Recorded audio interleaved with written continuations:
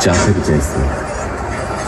कहा गया है जब जब धर्म की होती है हानि, साथ ही साथ अधर्म की होती है पुष्टि, तब तब भू पर परम पुरुष प्रकट होते हैं।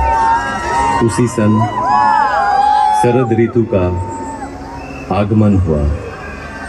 मानवता के लिए आशा भरी एक नई सुबह आई, जब देश के पूर्वी प्रांत के एक छोटे से गांव हिमायतपुर, बहती हुई नदी पद्मा के किनारे पैदा हुआ एक प्राण। भले बुरे के विचार से विध्वस्त धरती को राह दिखाने आए, मुक्ति दिलाने।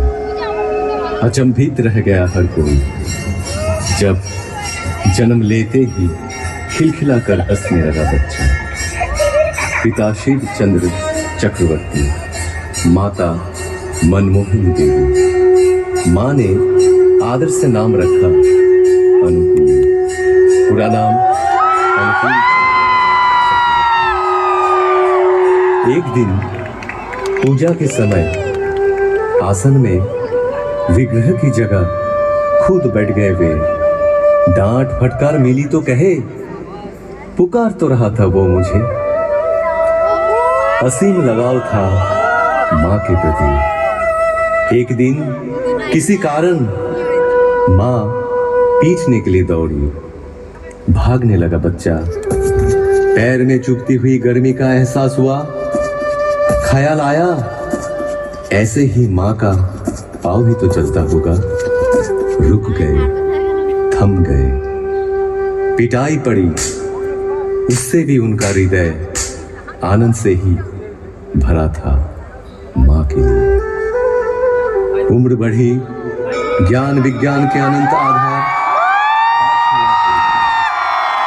जहां दुनिया में एक के जैसा हूबहू एक और नहीं, वहां सिखाया जा रहा था एक और एक दो। नहीं मान पाए वे, और क्या, हम साधारण मानव पीछ ही तो सकते थे उन महाज्ञानी को। बारिश का एक दिन, गहरी एक खाई, डूब रहा था एक बूढ़ा प्राण। बचाव के लिए पुकार रहा था, हाथ बढ़ाए हुए। जीवन बचा तो बूढ़े ने बोला, क्या तुम ही मेरे अल्लाह हो? जिंदगी भर ऐसे अनगिनत हाथ सहारा तो खोजते रहे उनका ही। उम्र और भी बढ़ती गई। पिता की इच्छा से पहुंचे कोलकाता डॉक्टरी पढ़ने। शहर में बिगड़ सकता है बच्चा, इस आशा से घर से पैसा तंगी से ही भेजा जाता रहा। बड़ी कठिनाइयों से गुजरे वे दिन। रहने लगे गरीब मजदूरों के बीच, पर हालात से हार नहीं माने। असहाय साधारण जनों के हृदय में बहा दिए करुणा की धारा। समय के पलटने पर लौट आए गांव, वहां भी चलने लगा वैसा ही प्रेम और करुणा का सिलसिला। फिर एक दिन महसूस किए, हर बीमारी की जड़ है मानव मन। और क्या, निकल पड़े मन की रक्षा करने। गांव में सबको इकट्ठा किए, चारों ओर गूंज उठा कीर्तन। जैसे आनंद के नशे में चूर जनता का एक समूह, उस भक्ति रस से दूर होती रही सारी मलिनता। रच उठा एक मधु चक्र, मानो एक एक के प्राण के घेरे में पड़ गए वे। उनके श्री मुख की वाणी सुनकर नवजीवन पाए सकल जन। साफ दिखने लगा जीवन का जटिल मार्ग भी। ग्रहणग्रस्त धरा को अंधियारा से राहत मिली। जो जो भी पास पहुंचे तन मन से हुए हर्षित। हर एक जीवन की पटकथा परिवर्तन के मूल कारण ही थे वे। केंद्रित कर उनको एकत्रित होने लगे। आए अर्थार्थी, ज्ञानी, जिज्ञासु, संत भी पहुंचे, दुर्जन भी, त्यागी, संसारी, धनी, निराश्रय, निरक्षर सब आते रहे आशा की किरण में परिस्नात होने। रचा कर्मशाला, रचा ज्ञानशाला, आपूर्ति के लिए आनंद बाजार भी। आश्रय पाने आकर प्रश्रय ही मिला हम सबको बेहतर जिंदगी की ओर। उनको घेर के जो मंडली तैयार हुई उसे सब पहचानने लगे सत्संग के नाम से। ऐसे ही एक दिन अचानक उस गांव का सब कुछ पीछे छोड़ कर्म भूमि की हर कुछ त्याग चल पड़े पश्चिम की ओर। पहुंचे देवघर। साल भर बाद आई देश विभाजन के हलाहल से ग्रसित राष्ट्रीय स्वतंत्रता।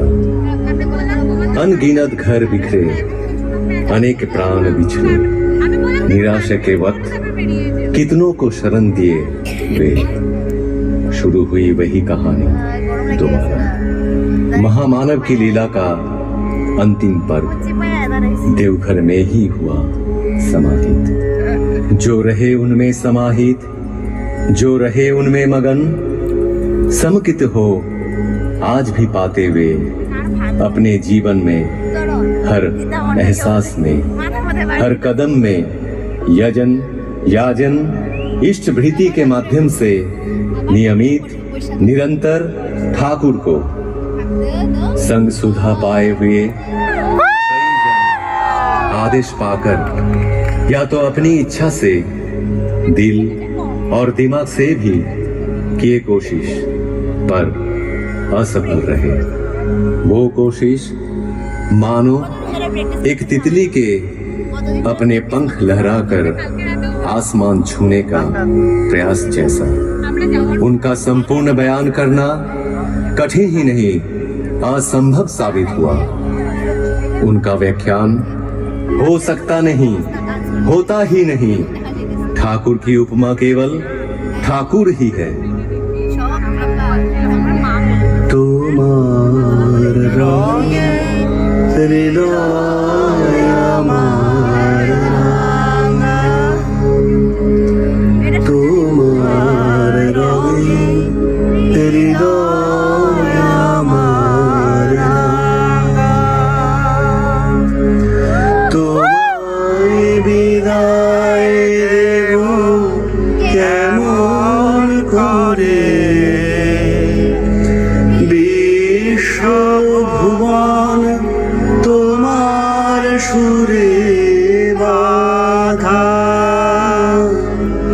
সে সুরে মোর চিত্ত আছে ভরে। তোমার রঙে হৃদয় আমার রাঙা,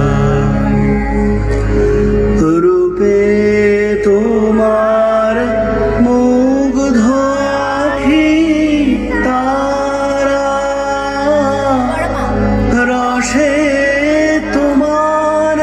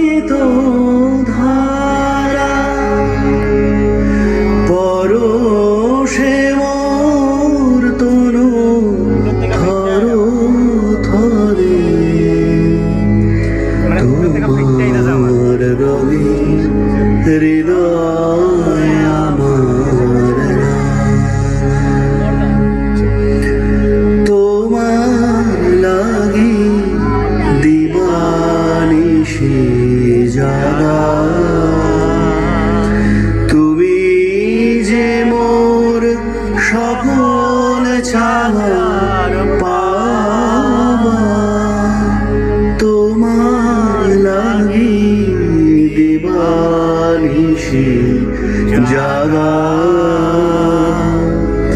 তুমি যে মোর সকল চাওয়া পাওয়া,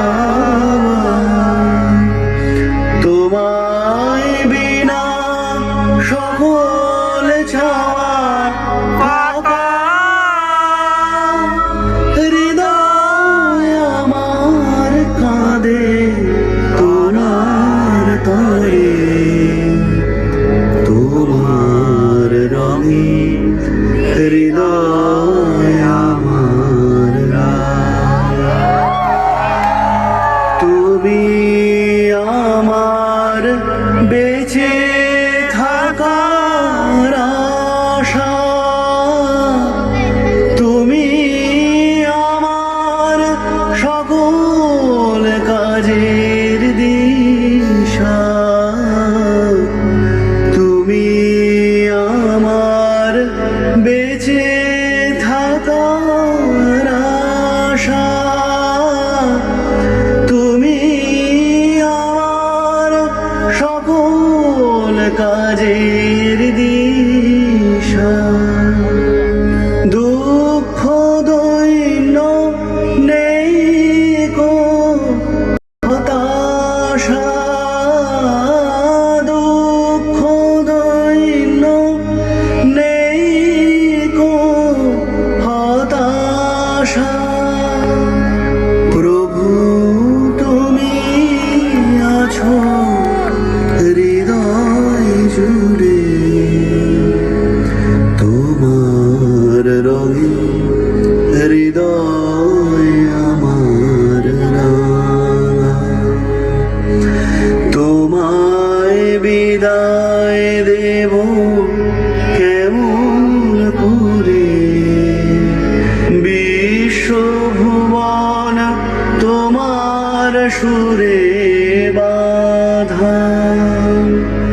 সে সুরে মোর চিত্ত আছে ভরে, তোমার রঙে হৃদয় আমার রাঙা।